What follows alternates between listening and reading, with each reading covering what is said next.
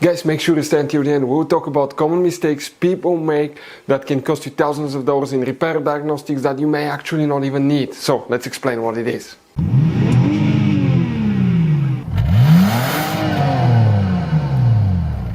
Hey guys, welcome back to World Mechanics. Super quick, very helpful video for any of you having a problem where you have ABS, brake light on, Jeep Cherokee, that generation here from year 2014 to year 2023. Guys, please do not waste any money on parts tools diagnostics until you watch that video. It could be quite simple fix, and by the way, we'll explain what we see quite often in the garage, but if you need to buy after that any replacement parts or tools, we will guys share the information in the description of the video below. Check it out and you can see where we get most of our tools and supplies from as well. So let's start on it now.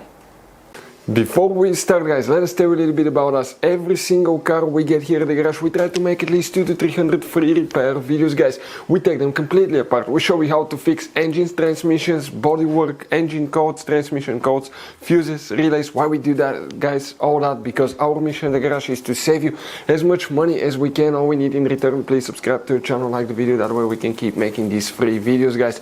Check out our YouTube channels. That's where, guys, you can find more than 19,000 free repair videos that can save you thousands of dollars in free repair. So let's go ahead and start on it now. So guys, if you have ABS, brake light on, you wonder what causes that. Multiple things can cause that, and we will explain the top things we see here at the garage. But the first thing, you need to check some very important fuses for the ABS, electronic stability control, traction control module, guys. So check these fuses, brake light switch, all that stuff, because all these systems work together. Then we'll explain what else it could be, because it could be quite simple fix. And here, guys, okay, what we need to check, we'll demonstrate on that generation Jeep Cherokee. Quick advice from us: 9 out of 10 owners do not know about all the hidden fuse boxes in it. That's why we made a special video on our YouTube channel that's called Jeep Cherokee Fuse Box Location and Diagram video that can save you thousands of dollars in repairs. Go ahead and open the hood facing the engine on the right side here. That's the driver's side, guys. You see that's a fuse box here. You have a couple of tabs, you squish together, lift the cover up, and underneath it, guys, you're going to find a fuse box with a layout like this one here. Before we continue, let's explain quickly why it's always a good idea to test fuses and relays. Guys, it's very important to always test your fuses and relays. Why? Sometimes you may think you have a good fuse, guys. It's hard to tell. Look at those fuses, right? And sometimes, okay, you pull the fuse. Okay, I'm going to get the fuse puller and I'm going to remove one fuse. I want to show you on that 20 amp fuse. Sometimes it's very unclear if that fuse is burned or not. You may not clearly see it. So always, guys, test them, because if you don't test the fuse, you assume it's good. You end up spending money, time, and diagnostics for problems that do not exist, guys. So you can just waste your money and time. Always test your fuses, always test relays. We will put links in the description of the video below where you can find, guys, a video for testing a fuse and testing a relay that will explain everything that you need to do. So guys, here what we need to check here specifically. Now, talking about that, okay, we're going to start with fuse number 14, guys. Okay, you wonder where fuse number 14, guys, will be located. Okay, check this double micro 3-blade fuse. This is 2 fuses built in 1 fuse that you will need to check. After that, guys, you will need to locate another fuse, and that's fuse number 30. Another double micro 3-blade fuse right here. Next, you need to check fuse number 53. We're talking about this fuse right here. Check that fuse, guys, right there, 53. Next, you need to locate fuse number 77. And 77 is another micro 3-blade double fuse right here, that micro 3-blade fuse. Next, guys, what we need to check specifically is fuse 93. You wonder where it's located? It's right here, guys, fuse 93. Now, if you still have problems, we have that warning light message, guys, on the dash. Okay, multiple things can cause that, but something that we almost always check, okay, is problems with the brake light switch. Let us show you guys what we have here on the brake panel. Okay, that's Dodge vehicle, but Dodge, Jeep, Chrysler are built by the same company, so it will be almost identical. That's the brake panel. On the brake, above the brake panel there, you have that device known as a brake light switch. If I press the brake panel, watch what's happening. Okay, right there, it moves. This detects when you apply the brakes. If your brake light switch is bad, okay, that can cause it. Sometimes you need to calibrate the brake light switch on some modern vehicles as well. Now, another thing, guys, if you did alignment, suspension work on your vehicle, or you haven't recently, guys, calibrated the steering angle sensor. You have a sensor in the steering wheel that detects how much you turn the steering wheel. Okay, and let us show you what it looks like right here. Now, if it's not calibrated, that can often, guys, cause, okay, that warning as well. So you may need to calibrate the steering angle sensor. Bad steering angle sensor can cause that too. If you want to see how to test steering angle sensor, we'll have videos on the channel, guys, okay, that will teach you all about that.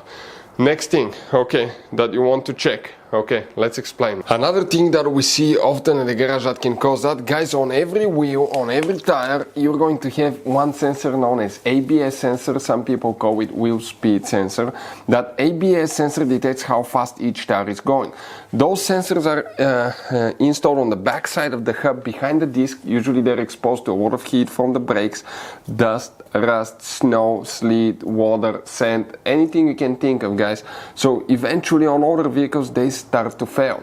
So it could be bad ABS sensor. If you want to see how to test ABS sensor, we'll have videos on the channel that will explain that. We see that quite often too.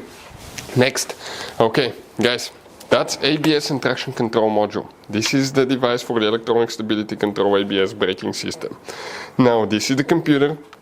This is the computer assembly with the traction control valve body and ABS brake pump. Now inspect that wiring harness right here, because, guys, here, okay, it could be where, okay, you have a loose, okay, loose sometimes, okay, you may have a loose connection that can have moisture buildup, okay, or a loose wire. We had a loose wire here before that caused that problem as well. If you notice that problem when it rains or it's high humidity, it could be where this is losing its seal, and as a result, guys, okay, it could be because of that gasket here as well. That can cause it to malfunction that way, okay, and you either need to reseal it or you need to replace it. Sometimes it could be a bad ABS, electronic stability control module. You have to replace and reprogram it. We'll have video on the channel how to do that on a Dodge Jeep vehicle. Next thing, guys, okay, of course, okay, it could be, let me show you that sensor right here. This is for the traction control. This is the known as a yaw rate sensor, YAW rate sensor. This sensor, guys, is a traction control sensor that detects the speed of the vehicle going, okay, forward, backwards, upside, upwards, downwards, left, right. It's usually in the center console, under the center console. Now, we had a loose wire here before that caused that problem as well. Now, guys, of course, it could be other things as well, but we'll recommend to check your brake fluid reservoir, okay, and make sure you have enough brake fluid, and make sure you flush your brake fluid according to the schedule in the maintenance book. But if you're low on brake fluid, that can cause that problem too, guys. So you will need to check that. We'll have video how to flush brake fluid on a car as well if you need help with that. But the easiest way to figure out exactly what's wrong is to connect a scanner that can access the electronic stability control module, read the code, and go from there. If you want to see which scanner to use, we'll share the link in the description of the video below. Check it out. We'll put it there for your convenience, guys. That's the one that we use most of the time.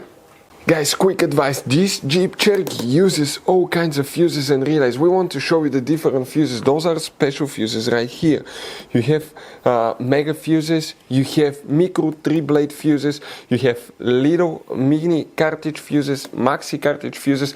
Guys, those are super hard to find. If you're in the middle of nowhere, you may have a hard time finding a replacement one, and you may end up being stuck in the middle of nowhere. So buy some, keep some spare ones in the glove box for a peace of mind. We're going to share the information in the description of the video below where you can get fuses, relays at a really good price. That's where we get all our tools and supplies from, guys. If you have any questions, don't hesitate to let us know. If we have time and resources, we'll try to make video for your problem, guys. Thank you for watching. See you next time.